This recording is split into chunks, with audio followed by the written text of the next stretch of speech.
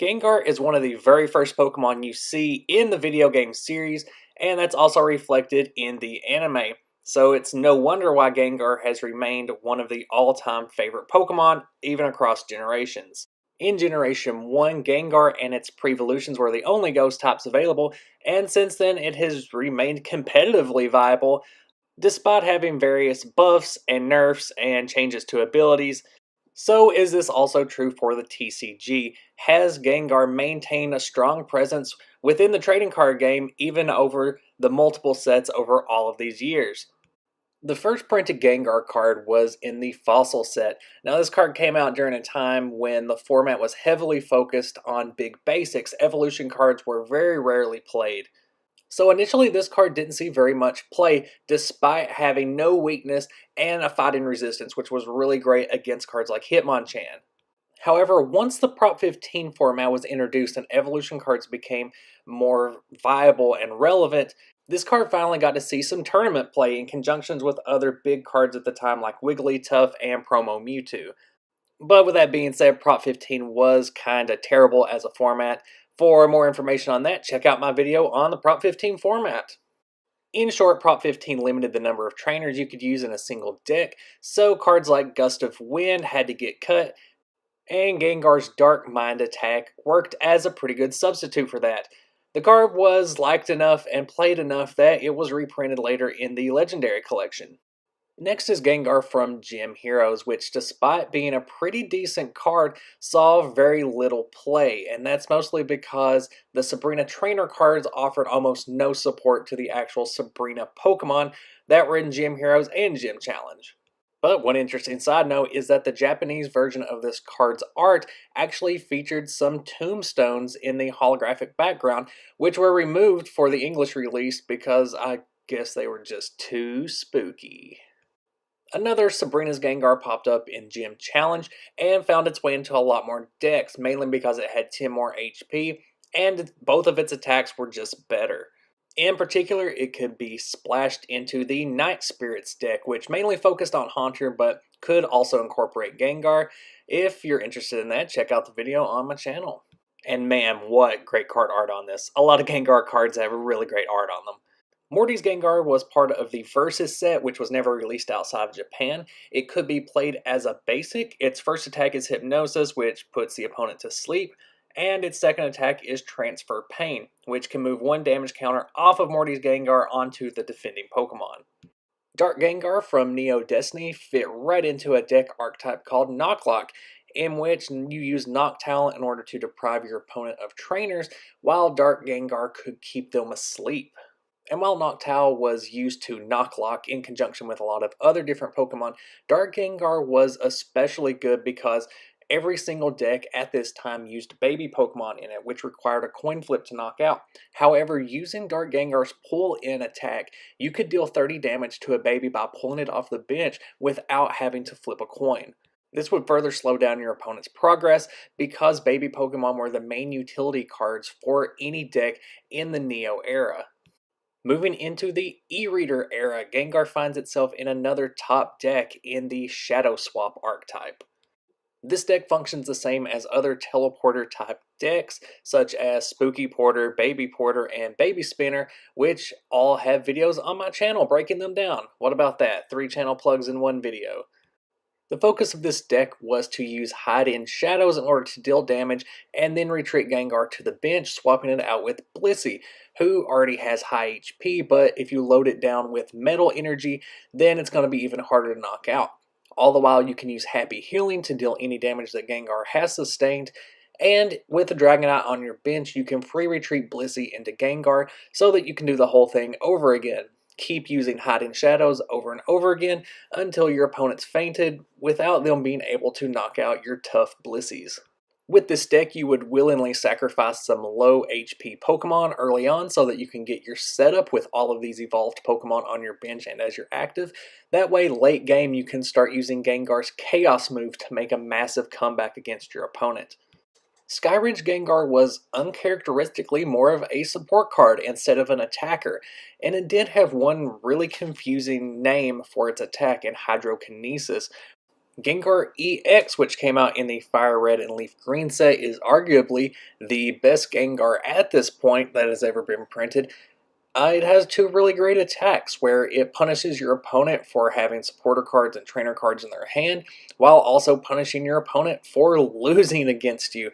And that 150 HP is great, especially for a Gengar card. However, just at the time, so many other EX cards were better and saw a lot more play than Gengar did, especially basic EX cards that didn't require an evolution to get set up. Not to mention that the set that released directly after Fire Red Leaf Green was Team Rocket Returns, where all of the brand new powerful EX cards were Dark types. Which of course did not bode well for Gengar EX since one of its weaknesses was too dark. Legend Maker Gengar began this trend of fainting effects on Gengar cards with Shadow Curse, which would put damage counters on your opponent if Gengar was knocked out. On top of that, Curse Reaction would also punish your opponent for attaching energy cards, which would help deal chip damage over time. And although this card never really saw its way into any big decks, it is a perfect card for a theme deck or a pre-release tournament. The same could be said for Gengar from the Diamond and Pearl set.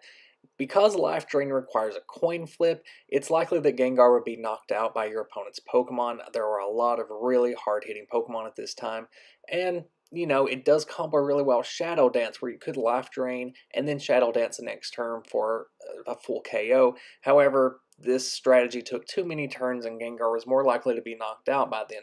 So again, it would make a really great pre-release card, but outside of that, it was too risky of a gimmick to actually put into a competitive deck. But Stormfront saw Gengar's return to top archetypes once again, sporting a very decent 110 HP, a fantastic fainting Poke Power that could potentially one-hit KO any opponent, two great low-cost attacks, and free retreat. This card really had it all going on for Gengar. And that Poltergeist attack paired perfectly with the Keystone Seal Spiritomb that was also from Stormfront. Keystone Seal made it so that your opponent was stuck with tons of trainers in their hands that they couldn't use, which boosted the power of Poltergeist. And because Gengar had free retreat, you could easily swap Spiritomb in and out as your active so that your opponent was having to hold trainers when you wanted them to, and you could make it so that you could play trainers whenever you wanted to. Later in this format, another Gengar was released in the Arceus set, which had a Shadow Skip attack that further developed this idea, as you could make Gengar your active. That would allow you to play as many trainers as you wanted, use Shadow Skip to damage your opponent, which would put Gengar back on the bench, and then Spiritomb would become your active just in time to stop your opponent from playing trainers. Before the release of the Arceus set, however, there was Fantina's Gengar that came out in the Rising Rivals set. However, there's not much to say about this one, so let's just go back to talking about the Arceus set. This saw the addition of Gengar Level X, which, aside from looking cool, added some more HP on top of a Gengar, and it could also use all of the attacks, powers, and bodies of any Gengar that was under it. Its Poke Power made it a great hard counter to other Level X decks, and Compound Pain complemented the other Gengar cards that could be used under it that I mentioned earlier, as they did have attacks that could spread damage counters onto the active and the bench as well. Yet another archetype arises through the triumphant Gengar Prime in the archetype known as Lost World. With this deck, you're not aiming to get any knockouts. Instead, you're aiming just to use Hurl into Darkness to knock Pokemon straight out of your opponent's hand into the Lost Zone. And when you have enough, you play the Lost World Stadium from your hand and just choose to win the game. Gengar once again gets support from Spiritomb, whose Spooky Whirlpool ability lets it replenish your opponent's hand with more Pokemon that you can hurl into darkness.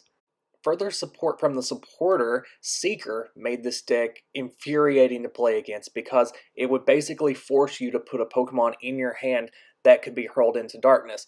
Furthermore, Seeker would return Spiritomb to the hand from which it was played, meaning that it could be played again, and another Spooky Whirlpool would happen, which would put more Pokemon in your opponent's hand, which you would hurl into darkness, and these games could go pretty quick. Phantom Forces brought out a new Gengar EX, both in the normal holo form and a full art holo, and in the early days of this set release, you saw Gengar EX everywhere. The fact that it was a basic with 170 HP was amazing at the time, plus it had a colorless attack that was pretty good, so you could splash it into other decks as well. Playing the trading card game online, I would run into a Gengar EX every other match. A lot of times it was in spread decks, so it worked really well with a Golbat and a Crobat that were out at the time, whose abilities were to basically spread damage counters around whenever they were played onto the field. So the decks would make it so that you evolved a Crobat, then devolve or scoop, and then play the Golbats and Crobats all over again to spread damage, while also spreading damage with Gengar, with its Night Attack and Dark Corridor. And then also, the bane of my existence at the time was Hypnotoxic Laser, which was a card that you saw a full playset of in every single deck until it was rotated out. But in this deck, it was very useful in stalling out your opponent and making sure those damage counters stack up. Phantom Forces also introduced Mega Gengar EX, which aside from the added HP, didn't really do much for Gengar-centric decks. Phantom Gate was too iffy of an attack to have to rely on every turn, plus if you ran Mega Gengar on top of other Gengars, you would also have to run a full playset of Gengar Spirit Link, that way your turn wouldn't end just because you Mega Evolved. Another version of Mega Gengar popped up in the XY promo treasure set collection that came out much later that featured a shiny Mega Gengar, and I think that Hologeist is a much better attack on this card. However, this is an orphan card. It came out so late that Gengar EX was already out of rotation, so this card wasn't even playable in the format in which it was released. Most recently, we have the Breakthrough Gengar, which was reprinted in the Generation set. It's got a pretty solid setup with Sinister Fog and Creepshow, providing some synergy, but like some other Gengar cards we've talked about, it's more for pre-release tournaments or starter decks. It's a great card in those contexts, but there are too many ways around the Creepshow auto knockouts that are too easy to do in format play. So, across its many iterations in the TCG, how does Gengar stack up? Incredibly well. That's the point of this video.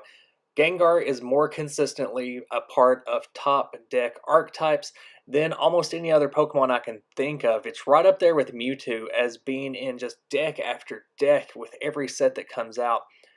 Gengar has these common themes of moving damage counters, teleporting back to the bench, and then a few fainting effects, which are always great on any card in the TCG, and sometimes you get combos of each of those. Not to mention that Gengar is consistently given great art on all of its cards. Between its representation in-game as well as in the TCG, it's no wonder why Gengar remains so popular ever since its introduction in Gen 1. I really enjoy digging into the history of individual Pokemon throughout sets. It always brings back nostalgia and reminds me of all the times I've had to deal with playing against these infuriating decks. So if you've got a Pokemon that you're more interested in seeing the history of in the TCG, let me know down in those comments. Thanks for watching this long-ass video about Gengar, and until next time, guys, bye.